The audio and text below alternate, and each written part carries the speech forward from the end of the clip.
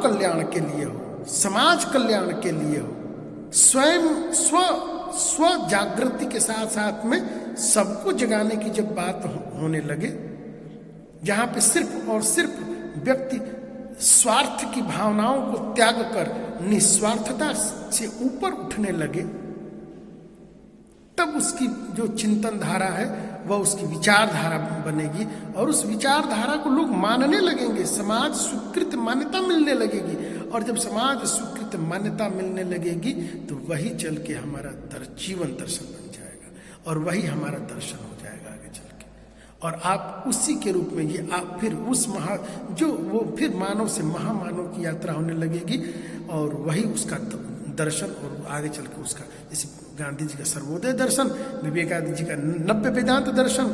तो मूल जो कहने का जो तत्व है कि मनुष्य के अंदर मनुष्यता के गुण, जब तक मनुष्य के अंदर मनुष्यता के गुण नहीं विकसित होंगे तब तक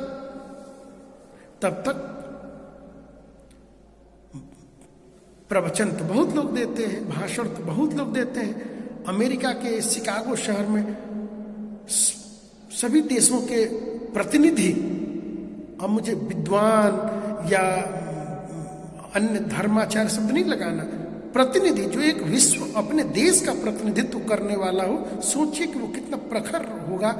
और वहां सब लोग के जाने के बाद विवेकानंद जी जब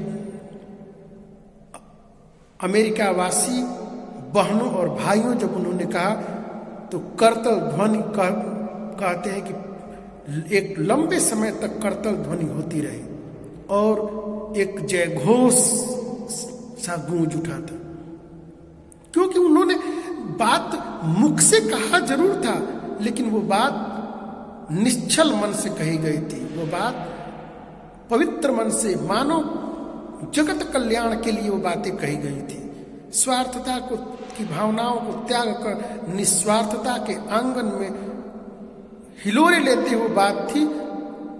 आत्मा से निकली गई बातें सीधी आत्मा में जाती है, हृदय से निकली गई बातें सीधी हृदय में जाती है, लेकिन मस्तिष्क से दिमाग नहीं कहते बहुत दिमाग दौड़ा रहे हो, बहुत दिमाग चला रहे कुछ तिकड़म, तो दिमाग से कही गई बातें मनुष्य के दिमाग तक जाती है। और जब बातें दिमाग तक जाती है तो दिमाग तो फिर चक्र में घुमाएगा।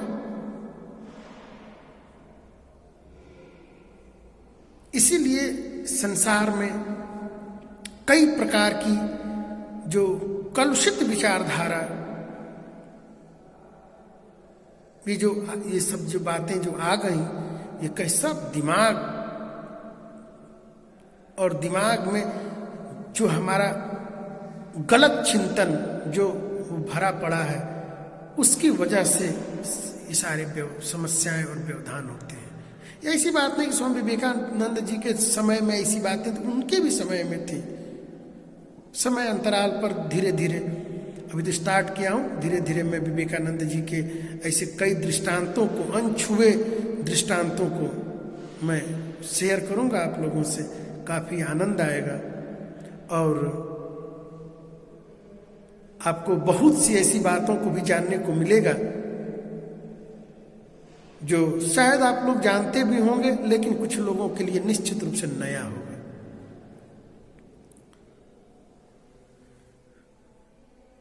वेदांत का अर्थ होता है, बार बार वेदांत आ रहा है, उनका दर्शन का नाम है नव्य वेदांत, तो बार बार वेदांत आ रहा है। तो वेदांत का अर्थ मतलब एक शाब्दिक अर्थ देखा जाए, जिसको इटिमोलॉजिकल मीनिंग हम लोग बोल सकते हैं, जिसका मतलब सीधा सीधा एक अर्थ निकाला जाए तो कहते हैं जहाँ वेदों का अंत हो जाए वहाँ से वेदांत।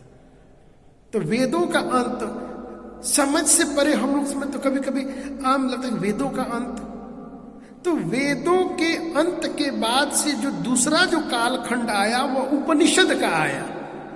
बात को समझिए, वेदों का अंत मतलब वेद समाप्ति का नहीं है। हम लोग जब पढ़ते थे तो भाई भाई दर्शन तो ऐसे भी कठिन लोगों ने, टीचर ने ऐसे बोल दी जहाँ वेदों का वेदांत, जहाँ से वेदों का अंत हुआ। अब ऐसा लगता है कि वेद अंत हो गए क्या भाई, क्योंकि समाज में तो बहुत सी विचारधाराएं सुनने को मिल रही हैं। किसी को किसी धर्म से एलर्जी है, किसी को किसी ग्रंथ से एलर्जी है, किसी को किसी सामाजिक व्यवस्थाओं पे कुछ लोग। तो वेदांत, चूंकि वेद बहुत कठिन थे, वेद पढ़ना और समझना सबके बस की बात नहीं थी, तो वेदों को समझने के लिए उसके बाद का जो कालखंड आया, उसी वेदों के ज्ञान और विज्ञान को समझने के लिए उपनिषद की रचना हुई। और वही उपनिषद की रचना, उस उपनिषद की रचना जो हुई, उसी का जो खंड है, उसी को हम लोग वेदांत बोलते हैं। वेद के जहाँ पर कालखंड समाप्त होकर जहाँ से उपनिषद, और वही उपनिषदों की ही मस्ती, वही उपनिषदों का ही ज्ञान मस्ती का मतलब जब व्यक्त नहीं होता। आप कभी ईमानदारी से पढ़िए, आप कभी ईमानदारी से पढ़िए, आपके अंदर एक अद्भुत आनंद की प्राप्ति होती है। मैं इस बात पे आप लोग एक एक्सपेरिमेंट कीजिए।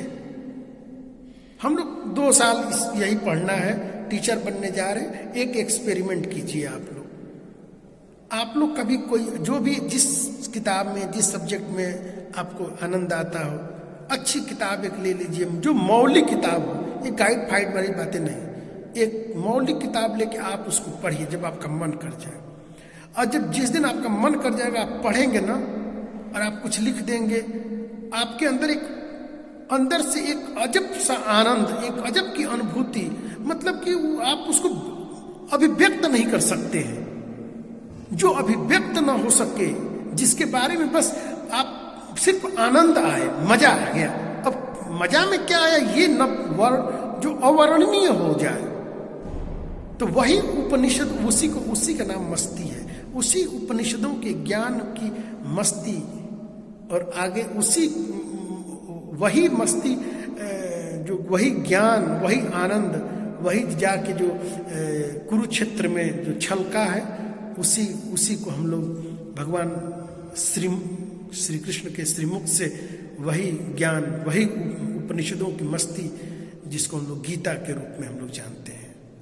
तो उपनिषदों के ज्ञान को समझने के लिए भगवान श्री कृष्ण ने जो यहाँ कुरुक्षेत्र में युद्ध के समय उन्होंने जो ज्ञान दिया, अब ये सब थोड़ा विचार, चिंतन है कि युद्ध भूमि में और वहाँ पे ज्ञान विज्ञान की पूरी भगवान रख दिए भगवान। सोचिए वो वेदांत, तो वेदांत जहाँ पर जीव और ईश्वर में जहाँ पर भेद मिटने लगे, जहाँ पे आत्मा और परमात्मा के बीच की जो सीमा रेखा है, जो समझ से वो मिटने लगे, जहाँ पर सूक्ष्म और स्थूल की भावनाओं का अंत होने लगे, जहाँ पे सिर्फ शाश्वत ज्ञान और शाश्वत सत्य खुद में दिखने लगे, जहाँ पर जो ब्रह्मांड है वही पिंड में दर्शन होने लगे, और उसी पिंड से हम हैं, अर्थात हमसे ही ब्रह्मांड है। जब इसका दर्शन होने लगे तो वहीं से ये वेदांत गुरु ने शिष्य ने गुरु से पूछा, शिष्य ने गुरु से पूछा, मैं कौन हूं? तो उन्होंने कहा तत्वमसि। तो आप कौन है? शिष्य ने पूछा कि तो आप कौन है? तो उन्होंने कहा अहम ब्रह्मास्मि। तो फिर ये संसार कौन है? ये वेदांतों की मस्ती है, ये वेदांतों का ज्ञान है। तो अहम खिलम जगत, मतलब ये संपूर्ण जो जगत है वो सब ब्रह्ममय है। तुम तत्व हो, मैं ब्रह्म हूँ, ये सब संसार ही, ये सब ब्रह्म के द्वारा हम उसी में। मैंने बोला कि हम में, तुम में, खड़क हम में, सब घट घट व्यापत राम। और आप लोग जो लोग साहित्य से हैं, हिंदी इंग्लिश लिटरेचर, वो सब लोग उस बात को जानते हैं।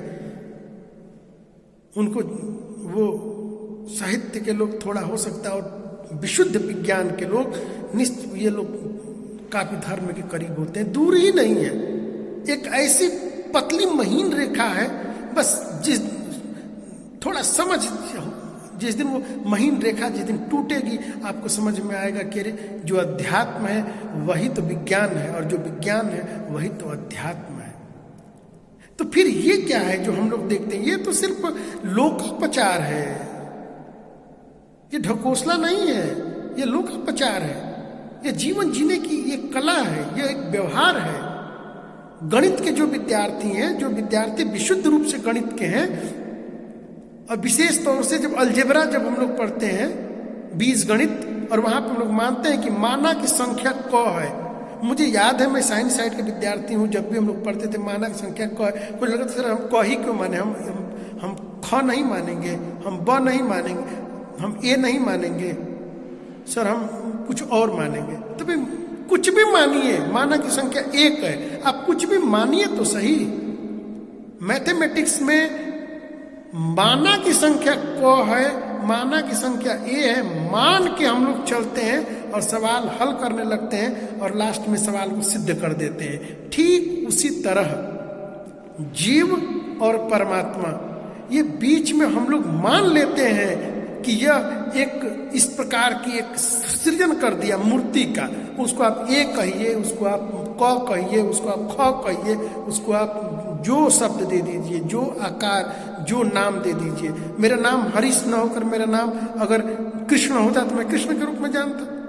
मेरा नाम राम रख दीजिए, मेरा नाम कृष्ण रख दीजिए, मेरा सुरेश रख दीजिए, मेरा महेश रख दीजिए, मेरा गणेश रख दीजिए। जो नाम में क्या रखा है?